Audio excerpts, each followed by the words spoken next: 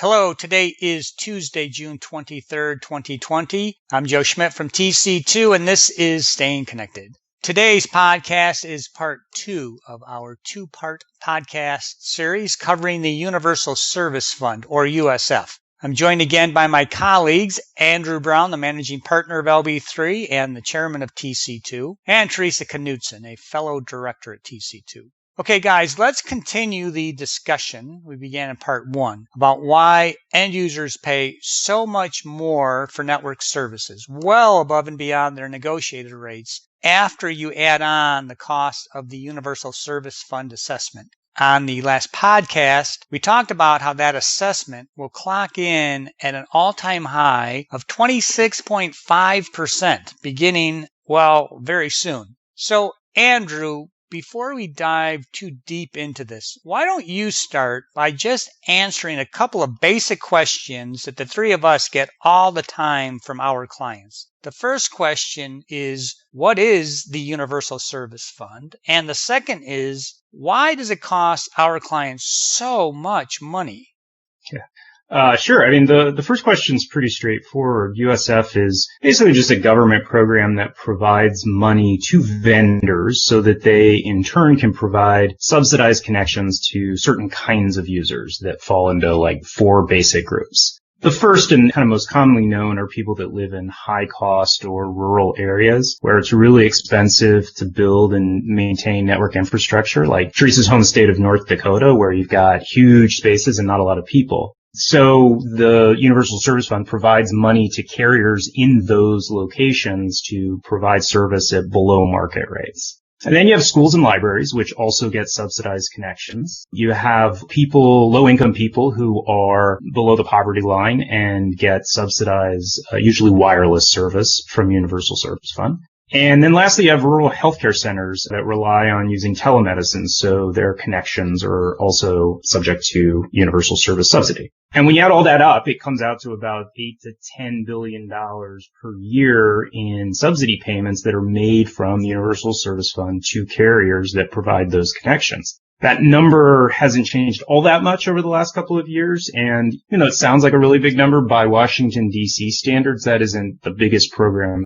And that gets us to the second question. It may not be that big of a program, but it's a huge cost to the end users that have to pay for it. You mentioned in the part 1 podcast that the USF funding system, it's just really messed up. Is that why it's so expensive for end users? Yeah, that's exactly why. The first question deals with how you spend the money, and that's pretty easy and kind of the fun stuff in Washington, D.C. But what ultimately matters to end users is how you collect the money. And the current system for collections, or what are called contributions, is what's really messed up because it requires the carriers to fund that $8 to $10 billion annually from a percentage of the revenues that they earn from certain kinds of so-called assessed services. So you divide what you want to spend by the revenues you want to assess, and you get a percentage figure, which is called the USF contribution factor. The FCC calculates that factor each quarter so the carriers know what they have to pay. And as we just discussed in the last podcast, the factor for the upcoming quarter is this astonishing number, 26.5%, which is an all-time high.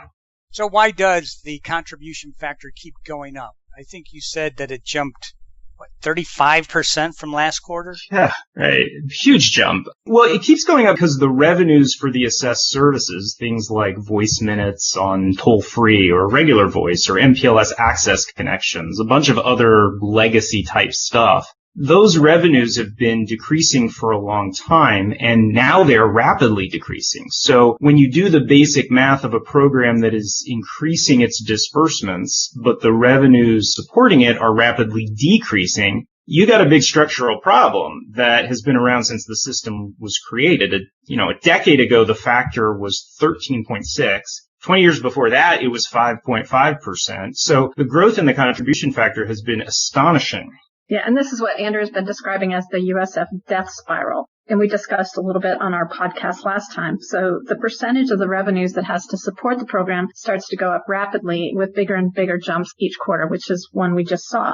And if you're really curious as to how much money your company is directly paying in USF and associated regulatory fees, There are a variety of reports that the key U.S. supplier portals have available in them. So if you use Verizon, AT&T, CenturyLink, you can go into the reporting section of their portal and look for regulatory and tax reports. And before you look at that report, grab a chair, sit down, because you're going to be surprised at how big these numbers are.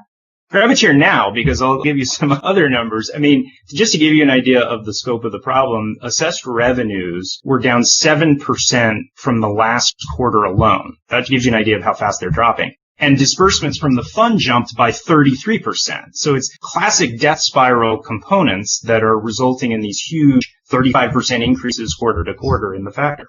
So, Theresa, we're talking about carrier revenues supporting USF, but end users, including enterprise customers, they are really the ones that pay for it. Yeah, and of course. And so even though carriers are the ones that have to contribute USF, the FCC actually doesn't require the carriers to pass this fee on to the customers, but all the carriers do just that. They pass on the USF factors. They slap on this quarterly amount to customers' invoices for the relevant services. And even to make matters worse, the carriers also charge customers a USF admin fee to cover their internal cost of collecting and remitting these USF funds. So this is a totally made-up additive fee. That's anywhere from between 3 and 5%. And then to make matters worse, they charge USF on top of their USF admin fee. So it's just a never-ending process of layered regulatory fees. So this is why we care. So even though it's theoretically negotiable because it's just a cost of their doing business, no carriers actually negotiate these surcharges. When it first came out 20 years ago, you would see some kind of custom one-off deals that had some limits on that, but those are kind of a bygone era. So it's a waste of time to try to negotiate USF and these regulatory fees, but what you have to look at is the total cost of the business and the services that you're buying from the carrier and find ways to get decreases in other areas, or ultimately buy services that aren't assessed USF until the system gets fixed. So let's talk briefly about customers moving to services that are not assessed USF. Can businesses do that? Well, yes and no. I mean, there's this huge gaping hole in the assessment mechanism right now in that revenues from consumer broadband internet access are not assessed USF. So the carriers don't try to pass through any USF surcharge on those services.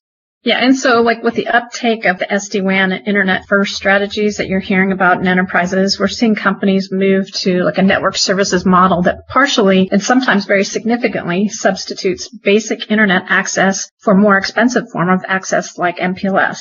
And so although there are very real technical justifications for evolving your network with SD-WAN and internet access, there's also a significant cost savings from switching to this alternative underlying access model. And these cost savings, at least for now, are even more significant if they don't include assessments like USF.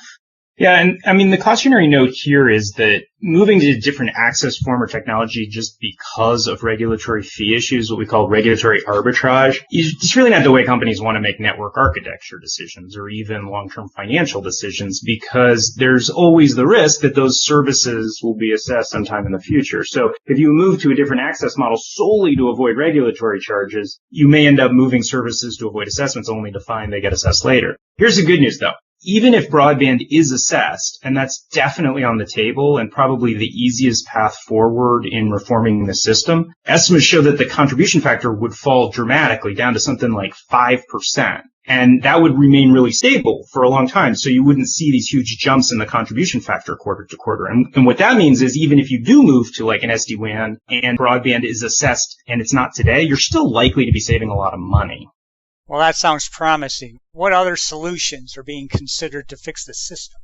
Well, you can assess something other than revenues. One good option is to assess phone numbers. Every device that has a phone number would pay something. It comes out to like 90 cents per line per month. There are like 800 million phone numbers, so it's a really broad and stable base that wouldn't change much at all quarter to quarter or year to year. You can assess connections to the network, where each connection pays a certain fee, and higher speed connections pay a slightly higher assessment based on the increase in speed. Under that model, like internet connections would have to be assessed, and it's definitely a more stable system, but it's a little hard to know at this point how much each connection would cost because there's not a ton of good inventory data out there right now about how many connections there are and what the speeds are.